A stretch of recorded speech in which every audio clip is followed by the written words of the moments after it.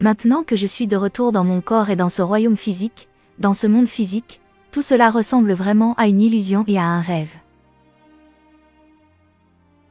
Alors que lorsque j'étais dehors et que j'avais ce sentiment d'être chez moi, c'était vraiment juste un sentiment que c'était naturel, ou que c'était ce qui me convenait. C'est comme ça que ça doit être. Mon Amy était le 22 août 2009. J'avais 34 ans. Je me suis réveillée avec une douleur énorme, une douleur atroce, et je brûlais avec une forte fièvre. J'ai découvert plus tard qu'il faisait 106 degrés, mais je brûlais. J'avais tellement mal sur tout le corps que je ne pouvais même pas bouger pour obtenir le téléphone pour appeler quelqu'un. Et donc je glissais dans et hors de la conscience. Et puis j'ai finalement pu atteindre le téléphone vers 730 heures ce matin-là. Et j'ai appelé un membre de la famille, et j'ai dit, quelque chose ne va pas, et elle est venue me chercher, et nous sommes allés à l'hôpital. Et il leur a fallu un certain temps pour diagnostiquer. Nous avons finalement découvert que j'avais un calcul rénal qui s'était logé dans mon urtère, que tout mon approvisionnement en sang était infecté et que j'avais subi un choc septique.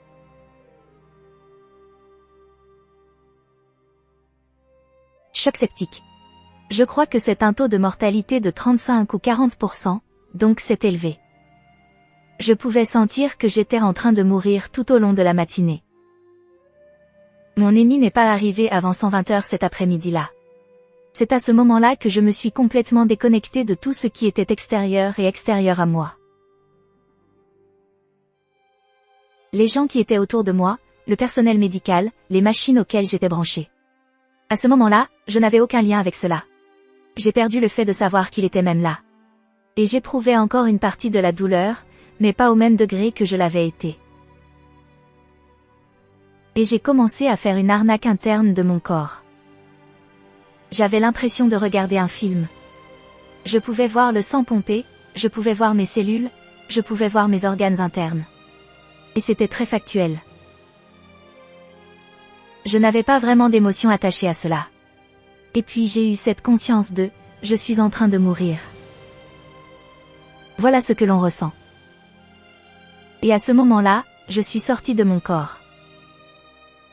Et la prochaine chose que j'ai su, j'étais au plafond, me regardant et regardant tout le monde autour de moi. Je regardais juste en tant qu'observateur, et j'en étais détachée et j'en faisais partie en même temps. Et je le regardais presque comme si je regardais un film très personnel. Et puis j'ai lentement commencé à flotter d'avant en arrière. Et c'était très doux. C'était presque comme si je glissais en arrière. Et pendant que je flottais, je ne pouvais plus voir la pièce dans laquelle j'étais maintenant. Je voyais ce qui ressemblait à l'hôpital, mais je n'ai pas vu de toit. Et je n'ai pas vu de mur. Ce que j'ai vu, c'était ces petites boules d'énergie blanches et bourdonnantes, et elles étaient toutes reliées par cette mince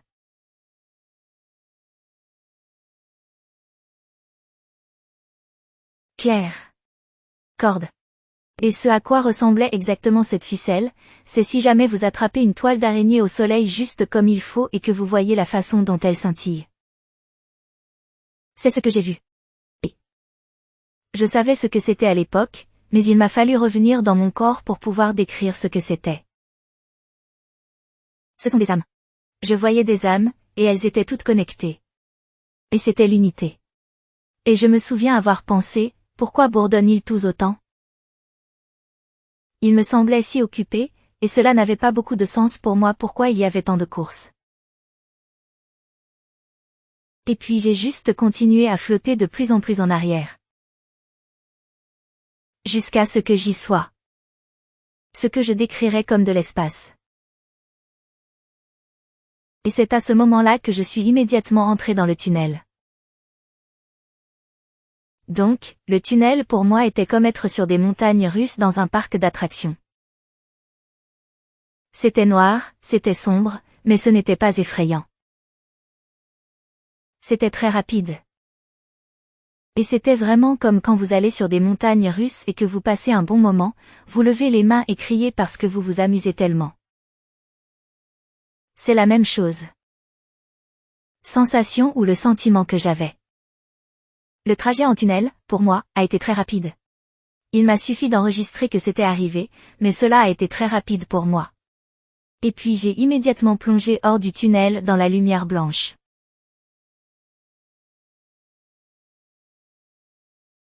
La lumière blanche. Eh bien, sortir d'un tunnel noir dans cette lumière blanche. Encore une fois, j'avais besoin de m'ajuster un peu à la luminosité de celui-ci, parce que même s'il est paisiblement lumineux, il y a aussi une intensité à ce sujet. Et une fois que je m'y suis habitué, j'ai commencé à regarder un peu autour de moi et j'ai immédiatement ressenti la première chose que j'ai immédiatement ressentie était l'amour inconditionnel.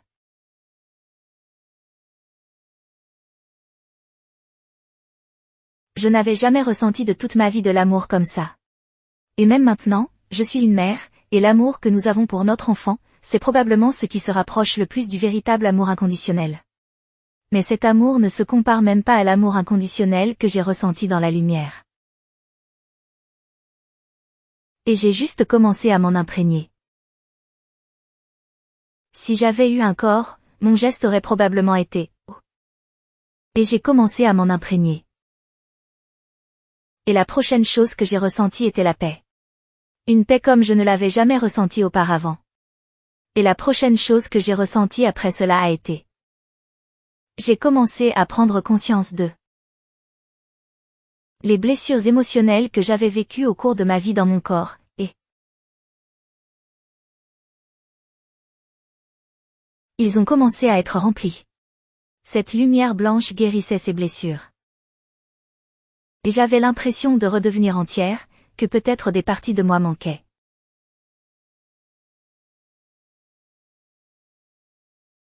Et cette lumière blanche me guérissait et me rendait entier et me rendait complet et pendant ce processus, j'ai commencé. Réalisant que je n'étais pas séparé de cette lumière blanche, que j'étais aussi la lumière blanche. Et nous étions juste réunis à bien des égards. J'aurais, pour une raison quelconque, que ce n'était pas fait pour moi. Alors que je faisais l'expérience de ce réapprovisionnement et de cette guérison de la lumière blanche, j'ai commencé à remarquer ce qui ressemblait à une foule qui commençait à venir vers moi. Je n'avais pas peur ou intimidé, mais je n'avais pas assez de temps pour comprendre exactement ce que c'était, parce qu'à ce moment-là, j'ai entendu cette voix inaudible me dire, « Tu dois rentrer. »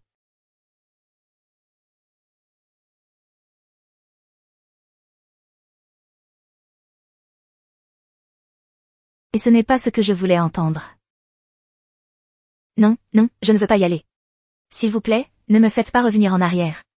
Parce que c'était si beau là-bas. Et puis j'ai entendu la voix à nouveau, et je suis émue à ce sujet même maintenant. J'ai de nouveau entendu la voix et j'ai dit, vous devez revenir en arrière. Et c'était aimant, mais c'était une voix ferme qui me faisait savoir que ce n'était pas une négociation, il était temps de rentrer. Et j'ai persisté avec les manifestations. J'ai dit, non, s'il vous plaît, ne me faites pas revenir en arrière. Et à ce moment-là, j'ai eu l'impression d'être poussée dans le tunnel. Et je suis allée très vite dans le tunnel, très rapidement dans mon corps. Et je suis entrée dans mon corps par le haut de ma tête, et j'avais l'impression d'être aspirée dans mon corps. Et j'ai senti la douleur revenir, mais c'était très rapide. C'était juste assez pour que je sache que je suis de retour dans ce monde. Et puis je ne me souviens de rien pendant plusieurs heures après ça. Quand je me suis réveillée en préopératoire, c'était un week-end, et il était très tard dans la nuit, je pense que c'était vers 9 ou 22 heures. Cette partie de l'hôpital était très vide. Je savais que j'étais mort.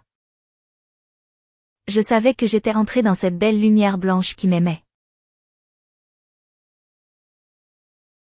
Mais quand j'ai ouvert les yeux, je recevais les derniers droits. Et j'ai pensé, c'est étrange. Et cela n'avait aucun sens pour moi. Et j'essayais aussi de comprendre ce qui se passait autour de moi. J'essayais de comprendre ce qu'était le monde physique parce que c'était presque comme si j'avais perdu la mémoire de ce qu'étaient ces machines et de ce que faisaient tous ces gens, mais je n'étais pas capable de communiquer verbalement à ce moment-là.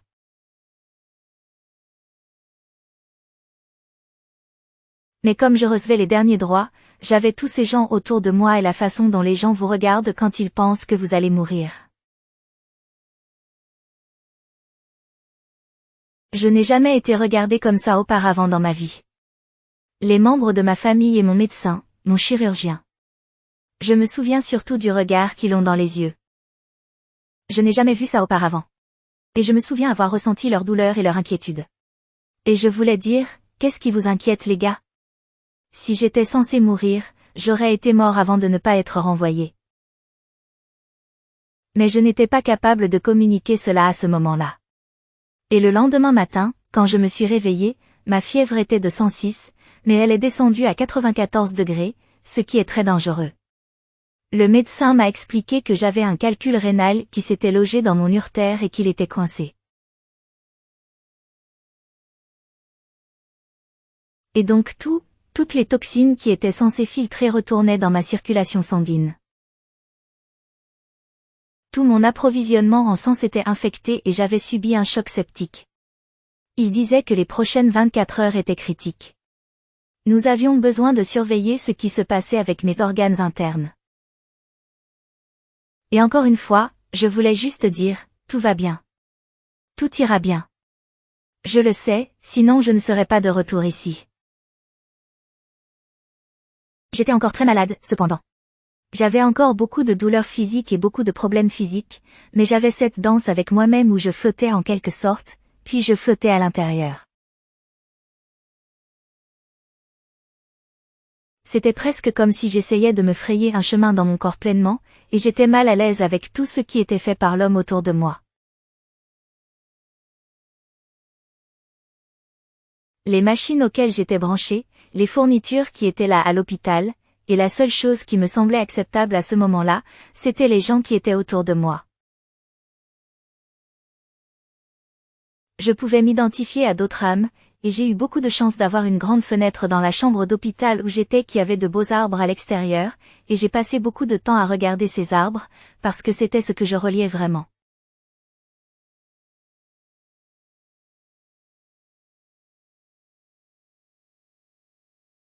Avec. Cette nature est ce qui ressemblait le plus à cette lumière blanche pour moi. J'ai été malade pendant environ 3 mois après cela. J'ai eu des chirurgies qui ont suivi. Mon système surrénalien était vraiment mis à rude épreuve par tout ce qu'il avait traversé, et je ressentais un épuisement extrême à cause de cela. Je prenais aussi encore beaucoup de médicaments contre la douleur, et j'ai eu les effets de mon EMI. Je me rappelais ce qui s'était passé, et je savais que c'était très réel. Et j'ai essayé d'en parler à mon médecin, ce qui était une erreur. Je lui ai dit que j'allais dans la lumière. Maintenant, je peux en rire, mais à l'époque, ça faisait vraiment mal, parce que c'était une expérience que je voulais partager avec les gens, donc ce n'était pas génial. Et puis j'ai parlé à mon petit ami qui était là, puis à un autre membre de la famille qui était là et qui a regardé tout ce qui se passait, et il ne voulait pas en parler. Je pense qu'il était assez traumatisé par ce qui s'était passé, et ils étaient juste heureux que je sois de retour. Ça m'a fait exploser, c'est ce que je dis à tout le monde, que ça a changé. Tout ce qui me concernait, et surtout ce qu'il faisait, c'était d'être hors de mon corps et d'aller ensuite dans la lumière. J'avais cette perspective à 360 degrés que je n'avais jamais expérimentée auparavant. Et c'est finalement ce que cela m'a donné.